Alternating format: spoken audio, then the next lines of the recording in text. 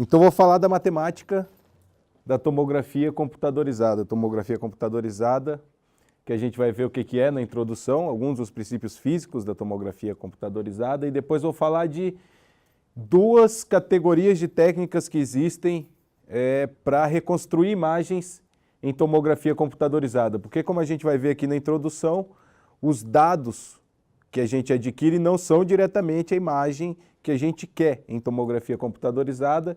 E depois vou mostrar um exemplo do uso desses métodos iterativos aqui para reconstruir imagens em microtomografia por iluminação síncrona. Métodos analíticos são métodos que a gente obtém, então a gente simplifica suficientemente o problema de forma a obter uma fórmula fechada para a solução. Quer dizer, a minha imagem vai ser essa continha que eu faço com os dados. Métodos iterativos permitem uma modelagem mais sofisticada, mas aí você perde a característica de ter uma fórmula fechada para a solução daquele seu modelo, então precisa de métodos numéricos que aproximem a cada passo a solução daquele problema. Bom, então tomografia na realidade é uma palavra que é formada por duas palavrinhas gregas, tomos e grafém, e significa desenho de uma fatia. Então você quer conseguir fazer o desenho de uma fatia de dentro do seu objeto. Se você empilhar todas essas fatias, você tem uma reconstrução tridimensional do interior daquele objeto. Uma laranja é muito fácil. Você pega uma faca bem afiada, corta, tira uma foto, pronto, tem uma imagem tomográfica. É invasivo, você cortou alguns desses, eu não sei o nome científico desse troço, desses gominhos que tem aqui dentro, mas se você fizer com cuidado suficiente, né, dá para ver com precisão o que está aí dentro. Só que se for uma pessoa, não dá para cortar a cabeça, e às vezes você quer... Depois de morto dá, fizeram com o cérebro do Einstein, né? Mas se a ideia é ver o que o cara tem para dar uma sobrevida, curar o paciente, eu acho melhor não cortar a cabeça, porque depois não vai ter como colar. Então a gente tem que desenvolver técnicas não invasivas, ou minimamente invasivas, para conseguir obter esse tipo de imagem.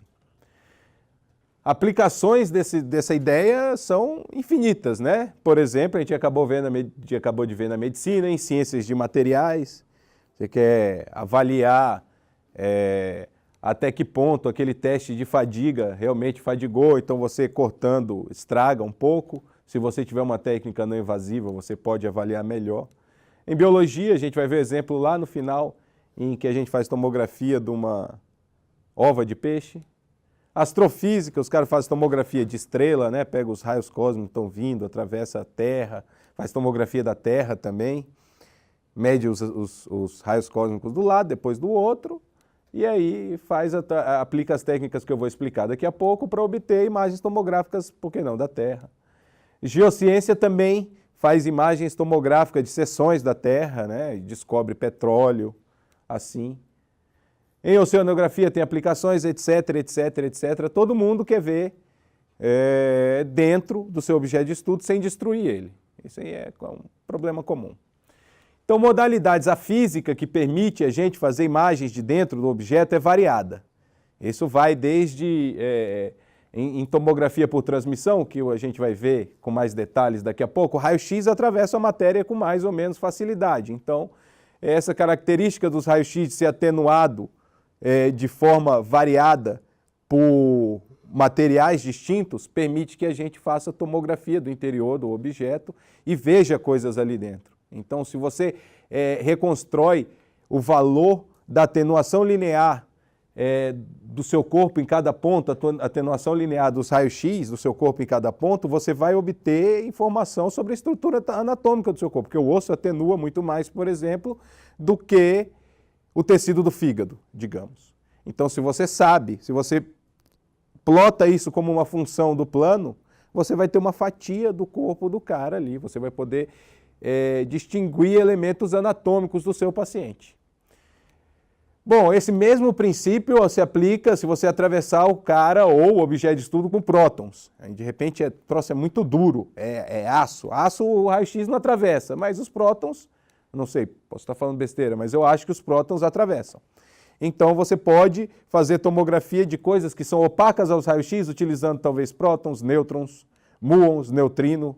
O cara faz tomografia da Terra utilizando neutrino, elétrons.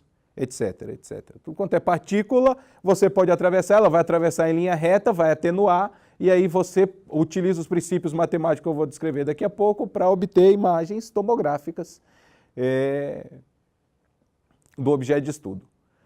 Tomografia por emissão. Tomografia por emissão é um pouquinho distinto. Você não atravessa o objeto com uma partícula. Você faz o cara engolir um monte daquelas partículas, ou, na realidade, um elemento químico que depois vai decair e emitir essas partículas, e você mede essas partículas fora do cara. Então, o sujeito de estudo emitiu as partículas que são detectadas fora, e a gente chama isso daí de tomografia por emissão.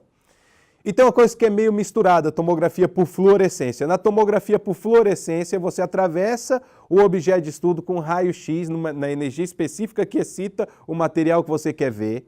Então, através dos raios-x, você tem uma tomografia por transmissão e como ele excita durante o seu percurso entre o transmissor e o detector de raio-x, ele vai excitar aquele material, depois você vê aquela fluorescência também e tem tomografia por emissão simultaneamente. Então, tomografia por fluorescência é um híbrido das duas coisas, transmissão e emissão. E tem tomografia, esses três exemplos eram exemplos de tomografia não difrativa, quer dizer, a gente supõe, o melhor modelo que tem é que aquele sinal que a gente atravessa ou que sai do nosso objeto de estudo, ele vai em linha reta. Ele segue, são duas partículas ou uma partícula que segue em linha reta. Agora, tem o caso em que a gente emite uma onda através do nosso objeto de estudo, né? E aí essa onda vai percorrer uma curva de acordo com o material, e a partir dessa curva, a gente detecta talvez o tempo que o sinal levou para chegar do emissor ao detector, ou outras medidas, a gente consegue reconstruir também o objeto de estudo. A gente não vai ver técnicas matemáticas para reconstruir isso aqui nesse seminário, mas existe também uma quantidade considerável de técnicas que se utilizam. Por exemplo, ultrassom, quando você vai ver o bebê lá, sua mulher está grávida ou você está grávida, você é um exemplo de tomografia difrativa, né? O ultrassom é uma onda que se difrata lá, você mede os tempos que ela leva para chegar e conclui com uma imagem tomográfica. Outras modalidades não se encaixam nessas nesses dois grandes conjuntos, como por exemplo a ressonância magnética, é um troço mais esquisito ainda, que passa um campo magnético oscilante lá pelo objeto e dependendo dos spins dos átomos, o negócio é complicado. Então a gente vai pular, não vai falar disso aqui hoje, tá? Bom,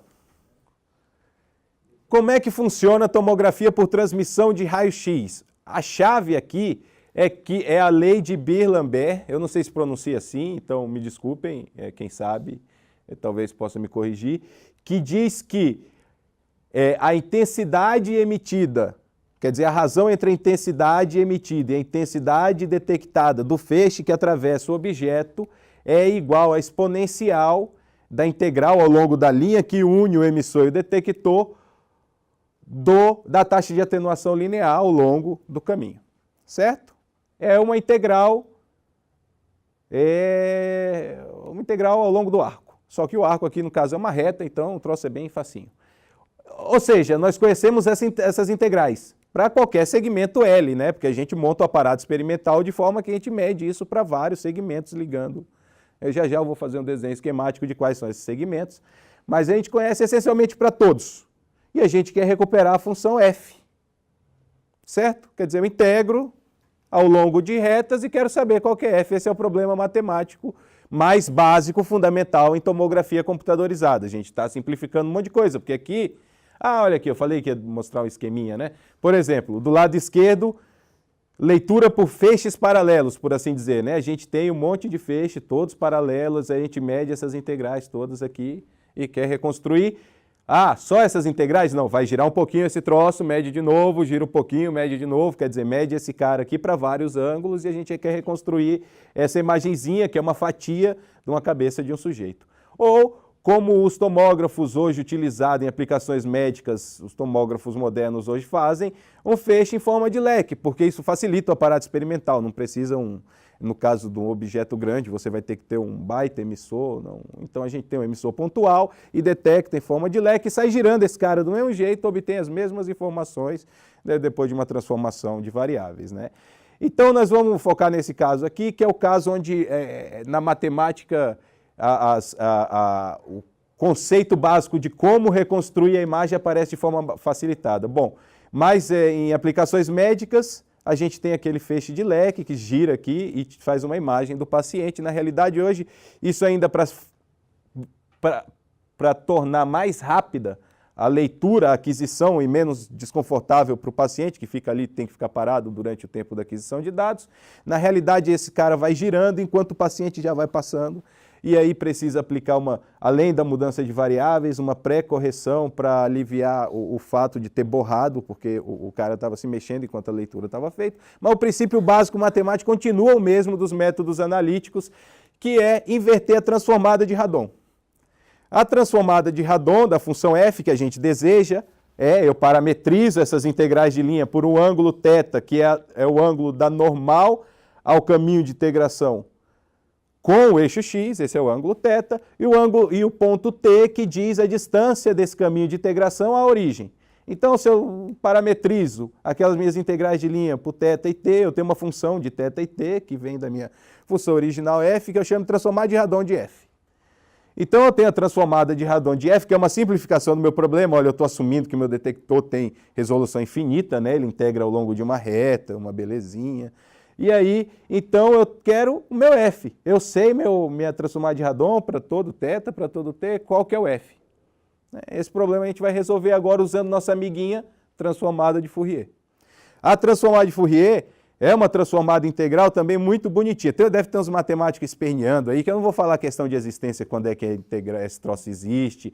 Ele existe sempre que f pertence ao absoluto integrável, mas esse aqui não, né? Porque esse daqui, por exemplo, se a função é uma função degrau, isso aqui não vai dar, a transformada de Fourier não vai dar módulo integrável, e aí a inversa não existe no sentido extremo. Vamos esquecer isso, tá?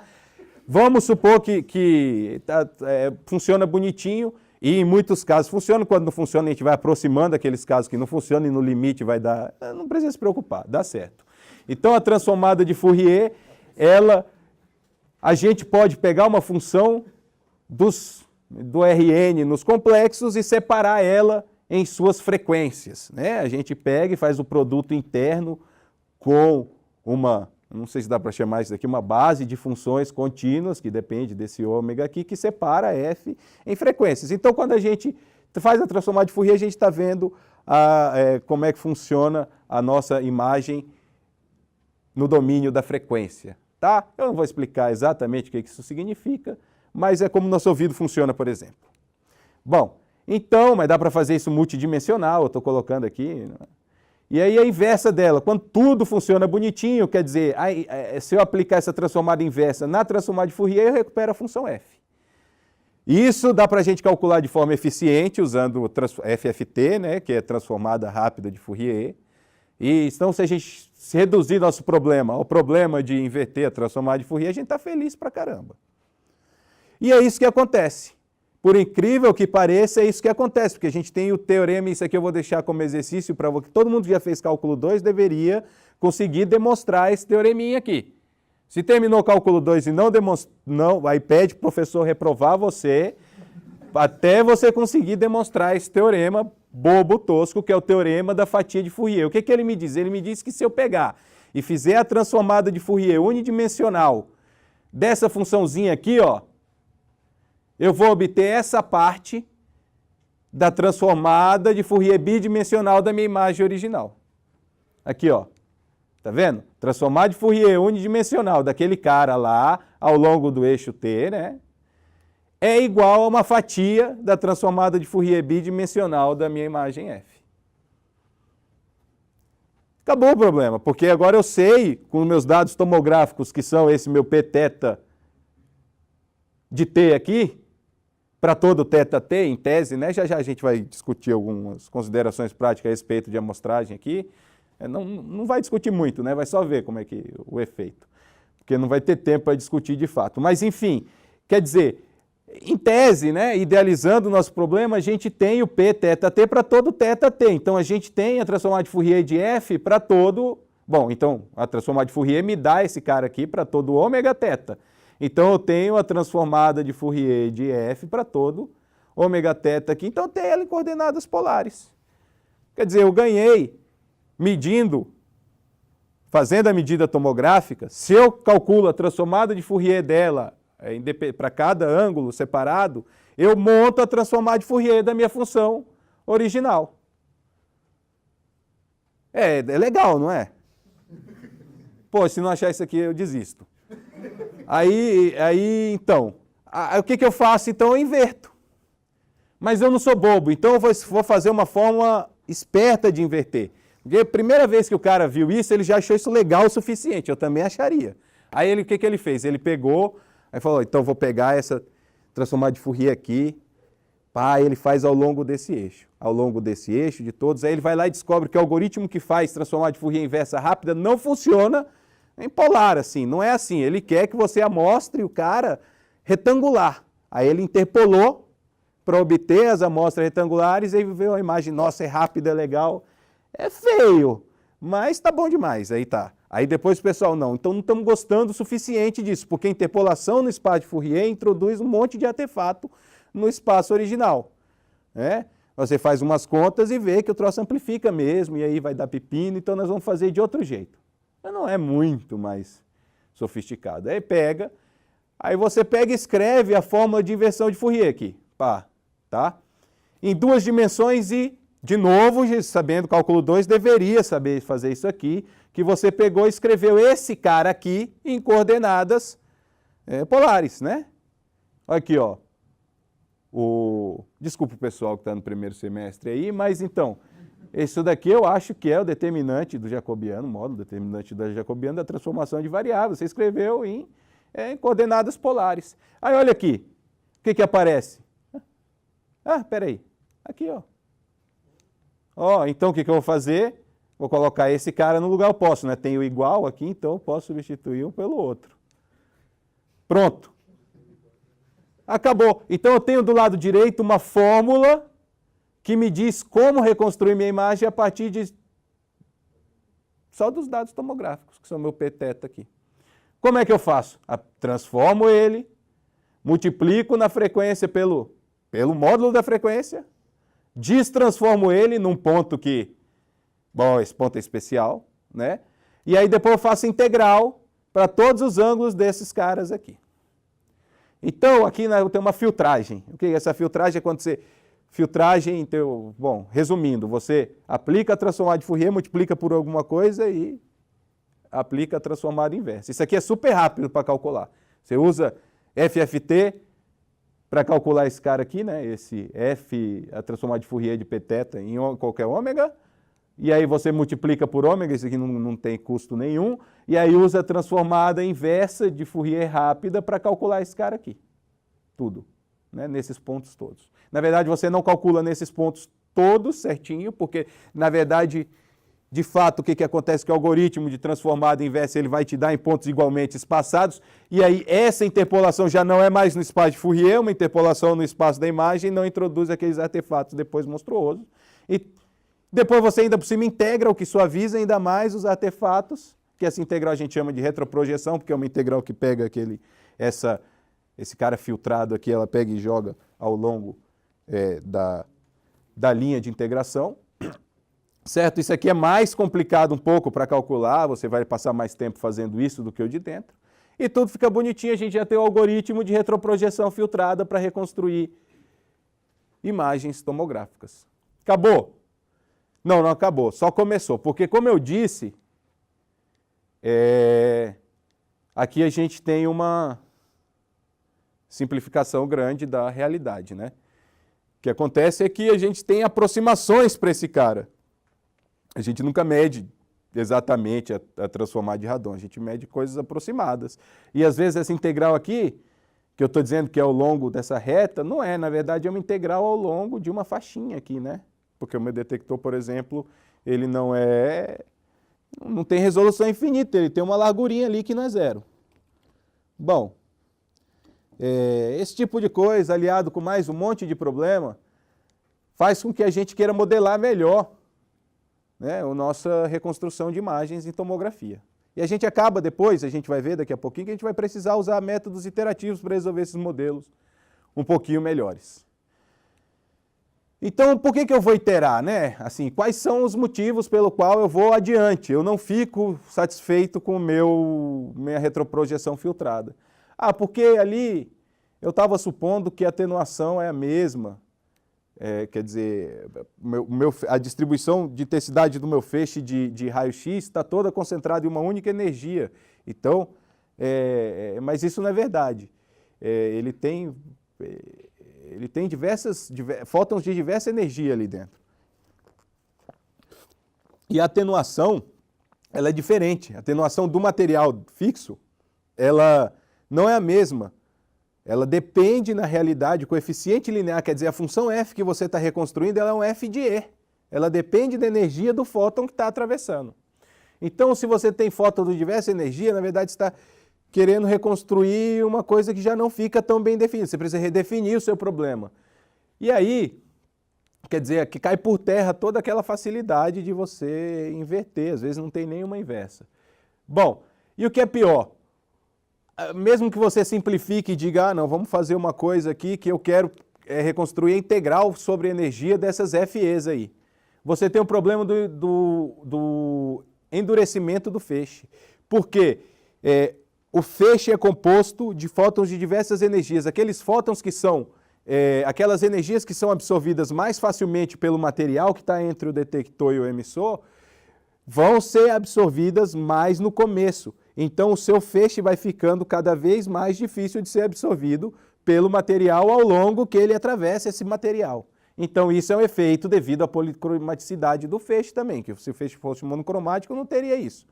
Mas, também precisamos lidar com isso. Isso gera artefatos consideráveis nas imagens. Espalhamento. O fóton não é só absorvido, ele às vezes é espalhado. Isso poderia ser também modelado. O detector, já comentei. A emissão radiativa. A emissão radioativa não é uma coisa determinística, né? Então, o seu fluxo de fótons, na realidade, ele é uma variável aleatória cuja média é um cara que entra na lei de Beer-Lambert. Você pode querer maximizar a verossimilhança de que aquelas coisas tenham acontecido. Bom, e aí a gente já entra no... Quer dizer, a gente já entra no mundo mais experimental. Assim, às vezes você tem dificuldade, o seu objeto de estudo não é um cara que você pode dar a volta nele, né? Então você pode ter ângulo limitado. Imagina que você está fazendo aquilo com microscopia eletrônica, você está adquirindo os dados tomográficos. Então você tem uma amplitude de movimento angular limitada ali, não dá para você colocar aquilo em qualquer posição no seu microscópio eletrônico. Às vezes, o seu objeto de estudo ele é molenguinha, que nem eu vou mostrar daqui a pouco, uma ova de peixe. Então você não pode deixar ele muito tempo no raio-x ali, ele vai cozinhar, ele vai desnaturar, ele vai virar ovo cozido. Não dá. Aí o que você faz? Você amostra poucos ângulos, porque expõe o objeto menos aos raios-x. Bom, às vezes faltam dados, tem um pixel queimado no lazarento do sensor, não dá para você trocar o sensor agora e precisa dos dados. Isso acontece, às vezes não pixel queimado, mas é muito comum ter uma poeira microscópica, você está falando do pixel micrométrico, se você tem um cara ali de 1/100º de centímetro, está matando os 10 pixels ali. Então uma poeira no meio do caminho entre o emissor e o detector faz com que você perca dados. Tomografia interior. Tomografia é quando seu paciente é maior do que o seu objeto de estudo, é maior do que o campo de visão do tomógrafo. Você não tem dados completos, você não consegue, por exemplo, fazer a transformada de Fourier. Ou não tem como fazer a transformada de Fourier local. Transformada de Hilbert até tem, então dá para fazer tomografia local dentro de determinadas circunstâncias, trocando, bom, eu não vou entrar em detalhes. Mas, em geral, o mais fácil é você iterar. Você tem situações mais diversas que você consegue com sucesso obter uma imagem, etc, etc, etc. Por exemplo, aquelas técnicas da retroprojeção filtrada não garante não negatividade da imagem. Você sabe que a taxa de atenuação ela é sempre 0 ou maior do que 0. espacidade, você sabe que se você pegar o gradiente da sua imagem tomográfica, muito provavelmente ele é bem espaço, porque a imagem tomográfica ela é composta de várias regiões com atenuação constante. Você pode promover tudo isso no seu modelo se você tiver liberdade realmente de falar assim, não, eu não quero mais, quer dizer, eu não vou ficar amarrado a um modelo para o qual eu posso obter uma fórmula fechada para resolver. Tá? Então, se métodos iterativos são tão legais para tantas coisas, e sempre vão conseguir, isso é um axioma, sempre um método iterativo, então você não fez o método iterativo errado, né? Vai obter uma imagem melhor do que o método analítico. Por quê? Justamente por causa desse monte de argumentos aqui. Por que que a gente não usa sempre método iterativo? Basicamente porque demora para calcular. O tempo de computação é elevado. Bom, é preciso reconstruir todo o objeto, que faz parte desse primeiro item aqui na realidade. Os algoritmos são difíceis de analisar, prever o desempenho. Não, sempre dá melhor do que o analítico. Então, isso aqui é só para não ficar pouco item. Aí, ajuste de parâmetros algorítmicos. Às vezes é chato você ajustar o algoritmo iterativo, mais chato do que o algoritmo. Isso é mesmo, isso é verdade. Então, mas basicamente o que a gente tem que atacar é isso aqui, ó, que demora para calcular. Não vou falar de como a gente ataca isso aqui agora, tá? Porque na realidade eu acho que não, eu preciso entender o que esses métodos iterativos estão tentando resolver antes. E não vamos ter tempo para falar de como a gente está pesquisando aqui para diminuir o tempo que leva para a reconstrução tomográfica de alta resolução. Tá? Mas nós vamos tentar entender como surgem as iterações em reconstrução tomográfica. Surge através de modelos de otimização que a gente usa para reconstrução. O que é otimização? Então, eu estou mostrando aqui o caso geral, mais ou menos, do problema de otimização não linear. Quer dizer, isso aqui são só símbolos, por enquanto não quer dizer nada, mas meu problema eu vou representar como minimizar f de x sujeito a que gi de x seja menor que ou igual a zero para um monte de gi aqui, tá? G1, G2 até Gr, né? Onde a f é uma função de Rn em R, que é a função objetivo. E os gi's são quer dizer, gi menor que ou igual a zero para todos esses, esse aqui seria um i, tá? Me desculpem. Para todos esses gi's são as restrições, gi's também são funções de Rn em R, tá? O que eu quero dizer em palavras com esse probleminha aqui, com esses símbolos, quer dizer que eu quero encontrar o x que me dá o menor valor de f dentre todos os x que satisfazem essas desigualdades aqui. Tá? Em termos matemáticos, eu vou dizer que x estrela é uma solução desse problema, ou seja, um minimizador global desse problema, se para todo x pertencente ao conjunto viável, no caso aqui eu mudei um pouco a notação, mas é óbvio que o x grande é o conjunto x que satisfaz essas desigualdades. Então, para todo x pertencente ao conjunto de soluções viáveis, o valor da função objetiva avaliado nele é maior que ou igual ao valor da função objetivo no x estrela aqui. Isso é um minimizador global do meu problema de minimizar f de x sujeito a x pertence a x grande. Tá? E o minimizador local é aquele que diz assim, de todo mundo que está próximo de mim no conjunto viável, eu sou o melhor. Mas se está longe, quer dizer, ele é o melhor do bairro, ou o melhor da rua, ou o melhor de casa, ele é um melhor local. Aí pode ser que ele saindo de casa, o vizinho já jogue bola melhor do que ele, mas é um minimizador local. Em programação não linear, em otimização não linear, em geral, a gente procura só minimizadores locais. Só que nas aplicações de otimização não linear em tomografia, todas as funções envolvidas, tanto a função objetivo quanto as funções que definem as restrições, são convexas. Então, um minimizador global aqui é minimizador, um minimizador local aqui é minimizador global também, então a gente tem sorte e procura minimizadores globais nos problemas em tomografia em geral. Existem modelos não convexos também. Esses modelos, às vezes, dão imagens muito boas, sim, excelentes, mas para resolver realmente, por tamanho de problema que surge em tomografia por iluminação síncrona, que são os caras de 4 milhões de variáveis, não tem como. Então vamos ficar com otimização convexa aqui. E aí, para obter um modelo de otimização baseado em tomografia, no qual nós vamos nos basear para fazer reconstrução tomográfica, a sacada é ver que a transformada de radon é linear. Ela é linear nas funções f que a gente está tentando, na função f que a gente está tentando reconstruir. Isso significa que discretizando, quer dizer, assumindo que o espaço de busca, onde a gente está procurando nossas funções candidatas para serem as imagens, é um espaço de dimensão finita, a gente, levando em consideração também que o número de dados que são obtidos no tomógrafo é finito, a gente acaba com um sistema linear. Só que o lado direito é contaminado com ruído, então a gente não quer Rx igual a B, a gente quer um Rx aproximadamente igual a B aqui dentro do nosso modelo. Esse aproximado aqui é o que dá liberdade da gente escolher o nosso modelo na realidade. E aqui, ó, a gente poderia discretizar não simplesmente a transformada de radon, que integra ao longo de reta, a gente poderia integrar também ao longo de tiras, continua sendo linear. Então, na própria matriz R aqui, a gente já tem uma grande flexibilidade, já sai daquele modelo estrito para o qual a gente obtinha nossa fórmula fechada de inversão. Então, por exemplo, o clássico modelo de quadrados mínimos. Eu posso pegar meu Rx menos B, maior que ou igual a zero, com minhas componentes maior que ou igual a zero, ou seja, a minha imagem vai ser não negativa, e eu quero, dentro de todas as imagens não negativas, a que melhor aproxima, segundo o critério de quadrados mínimos,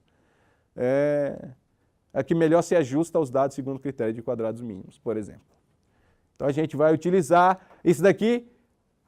Peraí, isso daqui dá para resolver analiticamente? Sei lá, com essas restrições aqui eu já não tenho mais tanta certeza, né? A gente tem condições de otimalidade, que são um sistema de equações e desigualdades, né, que vão dar certinho, que vão ser satisfeitos exatamente pela solução desse problema. Mas aí o próprio sistema já é complicado de resolver, então a gente utiliza um método que tenta resolver direto isso aqui, iterativo, né?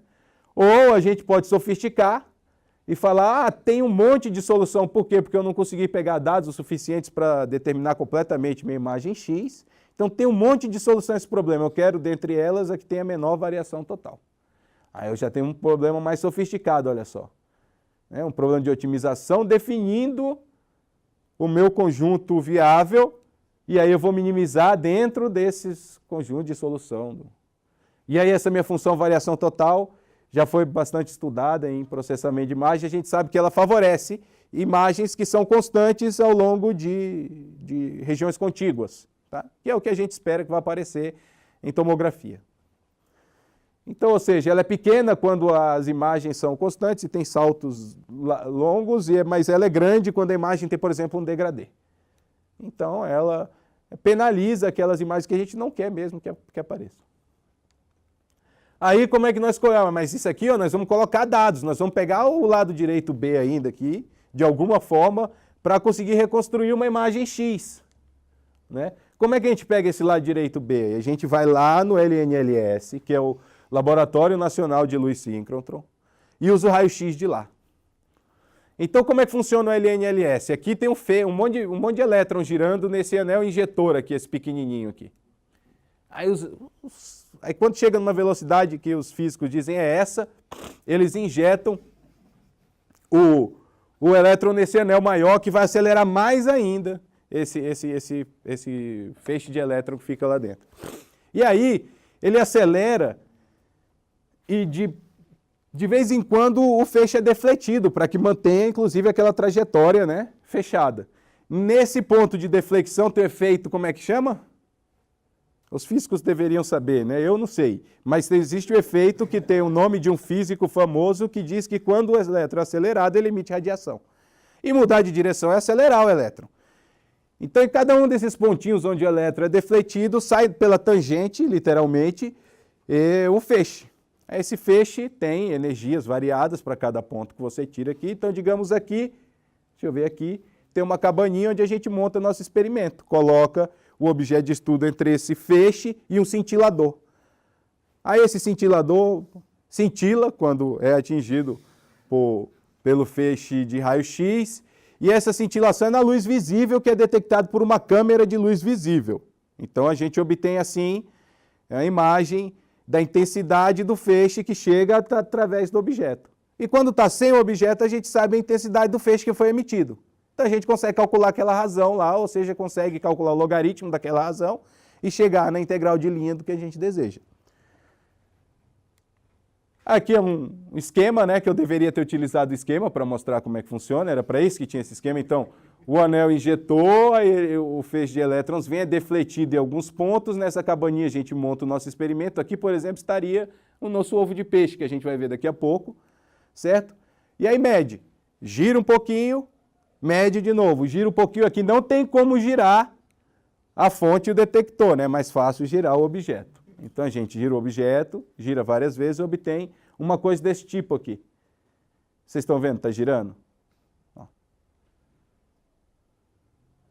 Certo? Então eu vou pegar de cada uma dessas imagens que compõem esse vídeo uma linha. A mesma linha. A linha, digamos, 256 dessa imagem.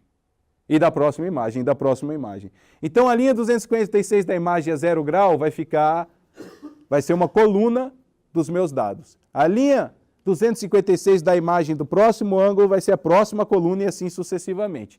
Então, eu vou pegar essa linha que passa no meio desse bicho feio aqui, ó, e eu vou reconstruir essa fatia da imagem. É isso que eu vou fazer aqui, utilizando técnica iterativa, tá? Vou fazer um comentário, isso aqui é sujeira, isso aqui na realidade são ovos de peixe imersos em água, dentro de um tubo capilar de borosilicato. O tubo tem 0,75 por 0,75, quer dizer, o tubo tem o diâmetro de 0,75 milímetros. E aí teve que alinhar ele num campo de visão do tomógrafo que é de 0,76 por 0,76 milímetros quadrados. E aí sair girando.